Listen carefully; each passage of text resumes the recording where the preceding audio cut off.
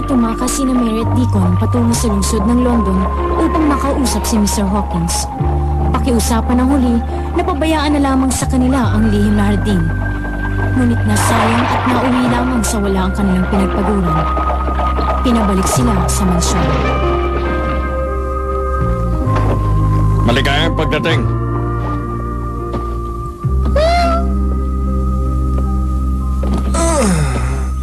Maraming salamat, Ginoong Pitcher. Mapagod ang biyahe.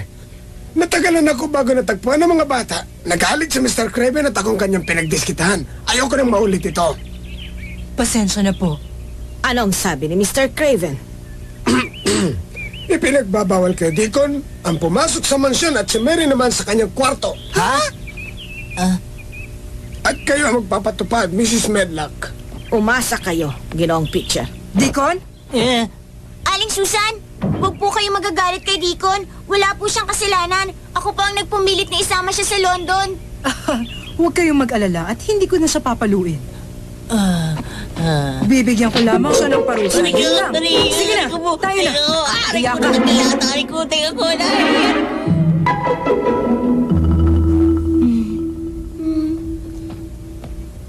Natalie, Po, huwag mong sasabihin kay Senyorito Colin na narito na si Mary. Kayo po ang masusunod. Martha! Buksan mo ang pinto! Martha! Bakit mo ako sinirituhan? Hindi niyo ito magagawa sa akin!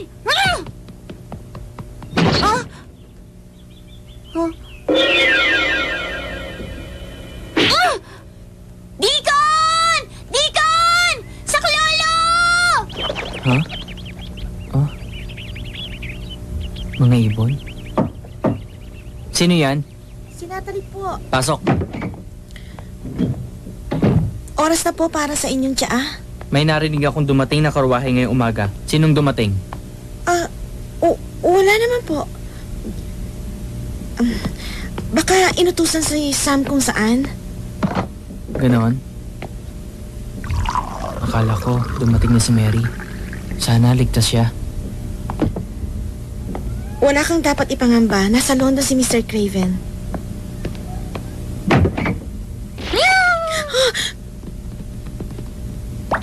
Huh? Patty? Natalie, bakit ka nagsinungaling sa akin? Hindi ko alam ang sinasabi. Nakabalik na si Mary sa mansyon, hindi ba? Hindi po. Bakit narito si Patty?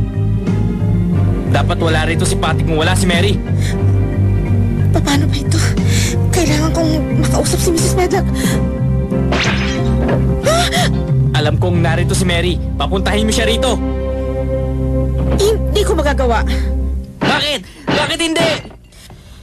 Hindi siya maaaring lumabas sa kwarto. Yun ang kabilin-bilinan ng iyong ama mula pa sa London. Ha? Ganun ba? Sinabi yun ni Papa?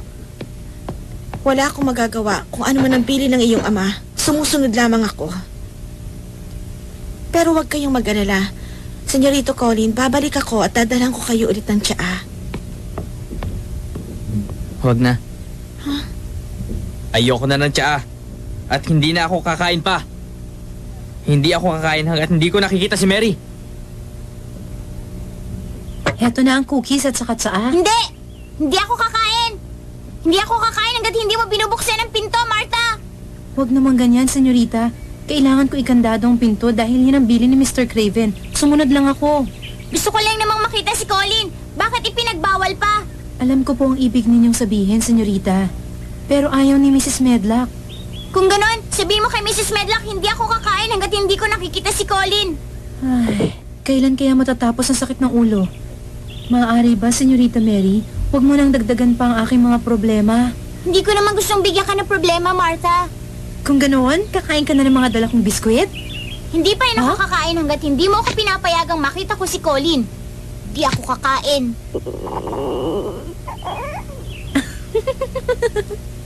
Bakit, Martha?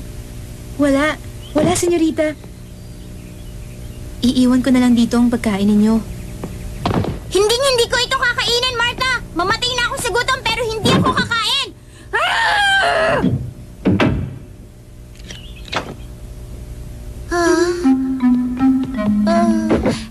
Ginugutom na pala ako. Hindi pa ako kumakain simula nang umalis kami sa London.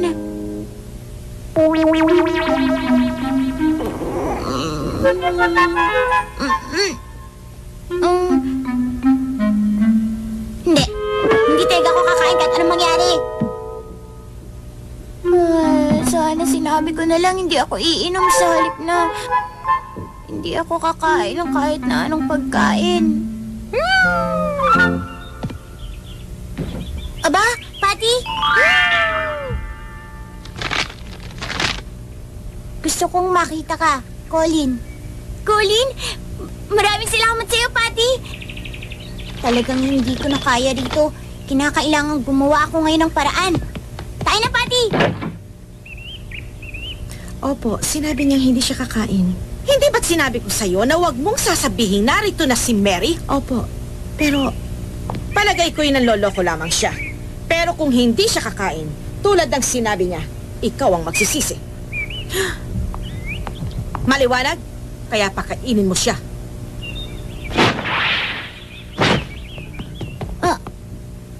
Paano ba ito? Kapos pa rin.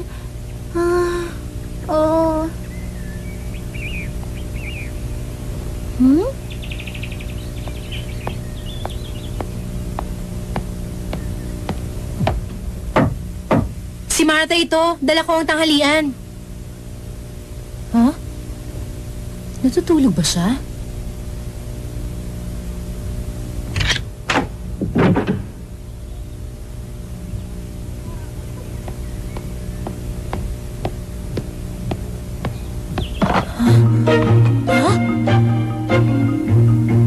Senyorita! Senyorita Mary! Saan kayo pumunta? Magbalik na kayo rito! Senyorita, nasaan na kayo?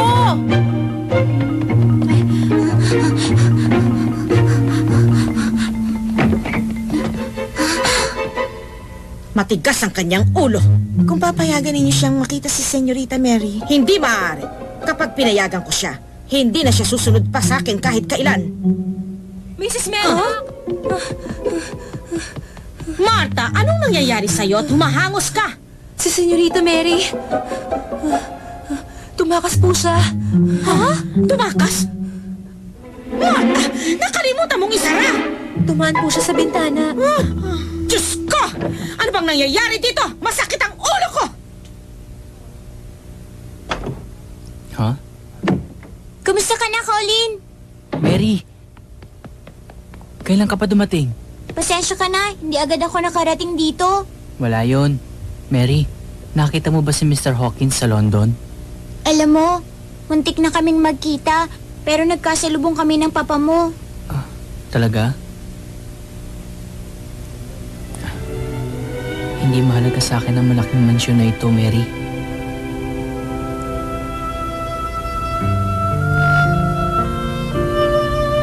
Ang gusto ko lamang ang lihim na hardin para sa ating lahat. Palagay ko, ganun ang gagawin niya. Kaya Colin, huwag kang mawawala ng pag-asa. Ha? Sige na, Colin. Pupuntahan ko si Camilla. Sasabihin ko sa kanya kung maaari na sana kausapin si Mr. Max Hawkins. Sige. Ano sa palagay mo? Papayag kaya si Mr. Hawkins? Sigurado ako. Dahil si Camilla lamang ang talagang tanging taong nagmamahal sa kanya ng lubusan. Aasa ako, Mary. Ganda ng hardin! Ang galing talaga namang Ben! Ang mga crocuses!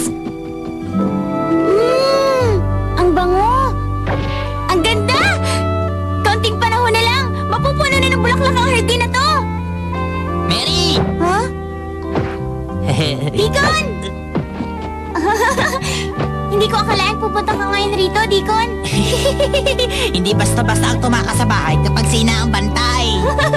Pupuntahan ko si Camilla. Sasabihin ko sa kanya na kausapin niya si Mr. Hawkins. Tingnan mo, malaki na ang pagbabago. Para kasing naging paraiso ng hardin ito na dati parang isang gubat. Malaki na rin ang pagod natin dito. Deacon, kung papayag sa atin si Camilla, palagay ko, pagbibigyan naman tayo at hindi siguro bibiguin ni Mr. Hawkins, ano sa tingin mo? Deacon, tulungan mo ko. May magagawa ba akong tulong, senyorita?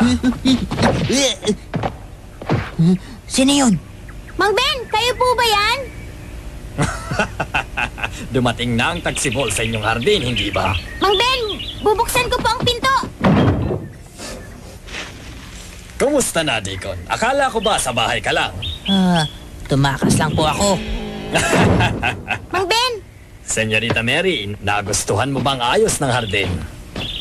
aba opo, napakaganda. Talo nga po ninyo si Deacon. Siyempre naman, matagal na siyang hardinero. Siyempre, mas magaling siya sa akin. Napag-isip-isip ko kasi, kung makikita ni Hawkins na alagang-alagang hardin, baka pabayaan lamang niya ito. Ha?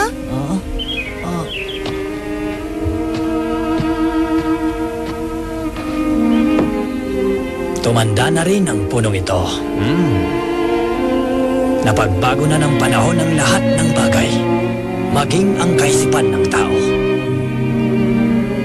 Tulad ko, matanda na ako at nilampasan na ng panahon. At sana, tapusin ko na lang ang aking buhay sa pag-aalaga ng lihim na hardin.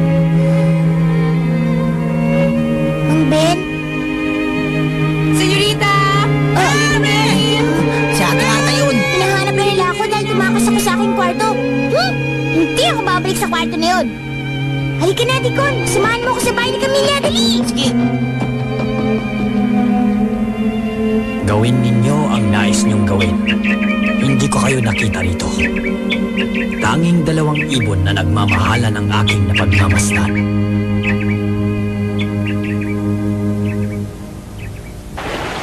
Kapag umuwi siya rito, syempre hihilingin ko rin ang gusto ninyo. Salamat, Camilla. Pero, sa matagal na 10 taong nakalipas, posibleng nakalimutan na niya ako. Alam mo, ikaw lang naman ang nagtiwala sa kanya, hindi ba? Tama si Mary. Interesado siya sa mansyon dahil hindi kanya makalimutan, pati na ang latian, Camilla. Malaking bagay sa kanya ang hardin. Malamang ganun nga. Pero, natatakot ako. Camilla, wala kang dapat ikatakot. Paniwalaan mo siya. Napakahalagang paniwalaan mo siya. Halimbawa, naniniwala kami na babalik ang kagandahan ng lihim na hardin. Kaya dapat magtrabaho kami para matupad yun. Naniniwala sila na sa paglipas ng 10 taon, may darating upang iligtas ang lihim na hardin. Kaya magtiwala ka. Kailangan yun. Mary,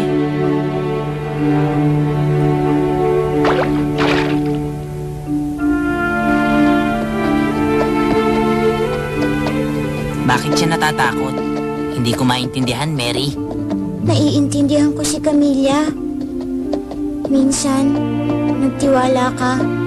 Tapos, bigla na lang nasira ang tiwala mo sa isang tao. At ang naiwan sa'yo, kawalan. Para bang hindi na darating ang bukas. Kawalan. Napakahiwagan yung mga babae. Huh?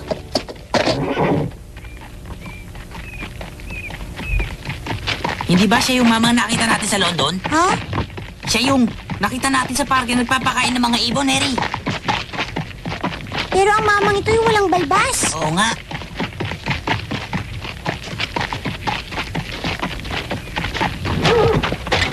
Hindi niyo ba ako natatandaan?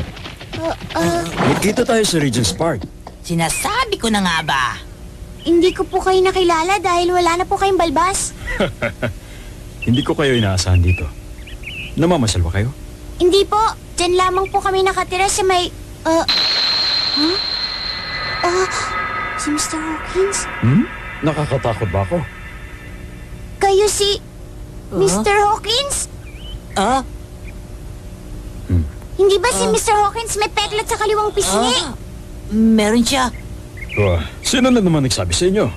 Sinabi po ni Camilla. Si Camilla ba? Bakit po ipinagkaila nyo sa amin na hindi kayo si Mr. Hawkins? Pasensya na kayo mga bata. Akala ko kasi ginagamit kayo ni Mr. Craven para magbago ang pasya ko. Malaki ang kanyang pagkakautang na dapat bayaran.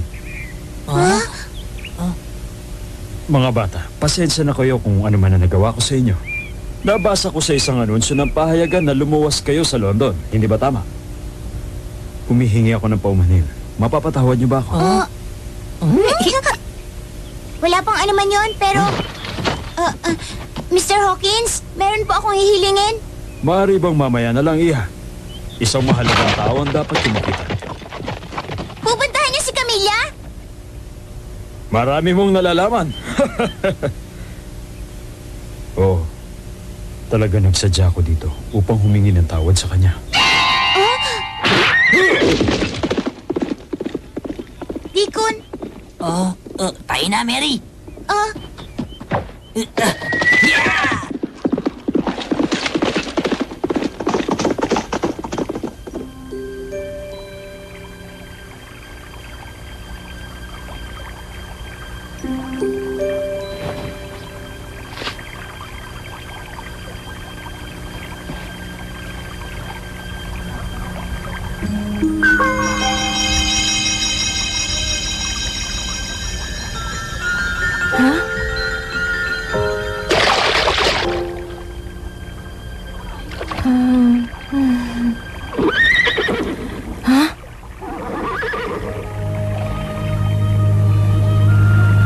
Max!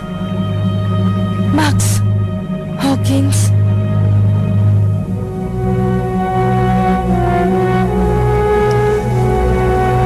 Kami!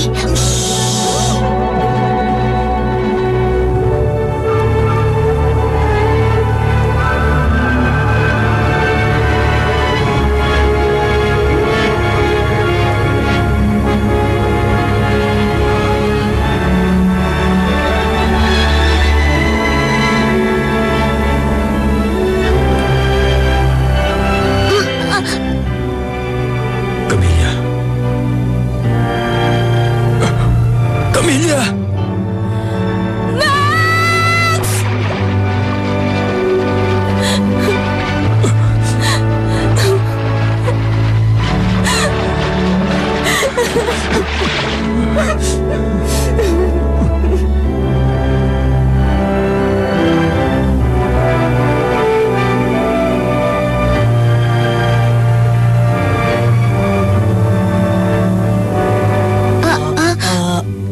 Aba, siguro nananaginip lamang ako. Siguro, naisipan niyang mag-ahit para maging kamukha niyang sarili niya 10 taon na ang nakakaraan. Tingnan mo sila, Deacon. Natutuwa ako sa kanila. Palagay ko, hindi sila dapat panoorin.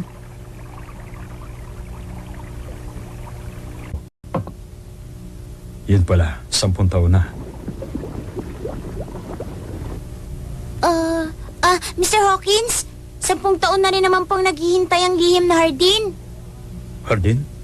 Opo, ang hardin na minahal ng aking Auntie Lilias kasi po, nakita ko ang susi ng lihim na hardin. Ah, yun ba? Ipinasara nga ni Mr. Craven ang harding yun. Opo, at alam po ninyo, nang una kong pasukin ang hardin yon, maraming baging at ligaw na damo. Alam nyo, napakasukal ng buong paligid. Tapos, nagtanim kami ni Dico ng mga bulaklak. Fancies, daffodils, hyacinth, crocuses, at kung ano-ano pang namumulaklak na mga halaman. At ang pinakapaborito ni Auntie Lilias, ang mga rosas. Mr. Hawkins, iwan niyo na lamang ang hardin sa amin, pwede po? Ganun ba? Pwede po ba, Mr. Hawkins? Huwag niyo na pong sirain ang lihim na hardin. Pwede po ba, Mr. Hawkins? Max, nakikiusap din ako sa'yo. Mapapaligaya mo ang kaluluwa ni Mrs. Craven kung mapapabayaan mo sa kanila ang hardin. Max, Camilla. Ang pinag-uusapan dito ay negosyo. Ha? Max,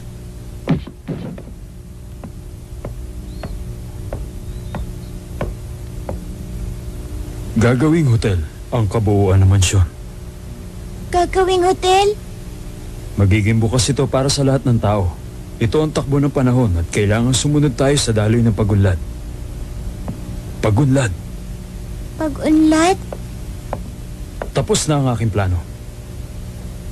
Huli na ang lahat. Hindi na magbabago ang aking mga plano.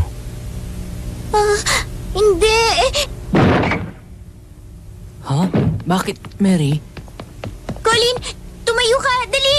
Anong nangyari? Aalis na tayo, Colin. Iiwanan na natin ang mansyong ito. Ha? Colin, kinakailangang makatayo at makalakad ka. Lilisanin natin ang lumang mansyon na ito at maninirahan tayo ng atin lang. Huwag ka matatakot, Colin. Mary? Malaki na nga ba ang pinagbago ni Max Hawkins sa loob ng 10 taon? Buburahin ba niya ang kasaysayan ng lumang mansyon at ng buong latian? Ano ang kahihinatnan ng lihim na hardin?